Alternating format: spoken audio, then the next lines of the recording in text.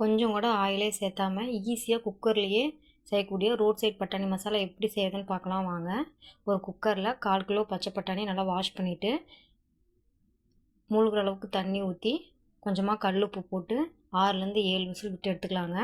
Next 3 பெரிய வெங்காயம், 2 தக்காளி, 2 பச்சை மிளகா, 4 பல் பூண்டு, ஒரு துண்டு இஞ்சி போட்டு வேக வச்ச பச்சை பட்டாணி இதோடையே போட்டு நல்லா மிக்ஸ் பண்ணி அரைச்சி வச்சுக்கலாங்க. நெக்ஸ்ட்டு மீதி இருக்கிற பச்சை பட்டாணி கரண்டியில் லைட்டாக மிதிச்சு விட்டுக்கலாங்க.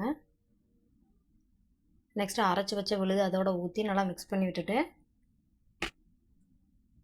1/2 ஸ்பூன் கரம் மசாலா, 1 ஸ்பூன் குழம்பு மிளகாத்தூள், 1/4 ஸ்பூன் மஞ்சத்தூள், காரத்துக்கு தேவையான அளவு மிளகாத்தூள் போட்டு நல்லா மிக்ஸ் பண்ணி விட்டுட்டு 2 விசில் விட்டு இறக்கிட்டு ஒரு பவுலில் மாற்றிட்டு கட் பண்ணி வச்ச வெங்காயம், துருவின கேரட், பொடியாக கட் பண்ணி வச்ச மல்லித்தழை, கார்ன் சிப்ஸ் தூவிட்டு சர்வ் பண்ணிட்டா குயிக்காக செய்யக்கூடிய ஈவினிங் ஸ்நாக்ஸ் ரோட் சைட் பட்டாணி மசாலா ரெடி.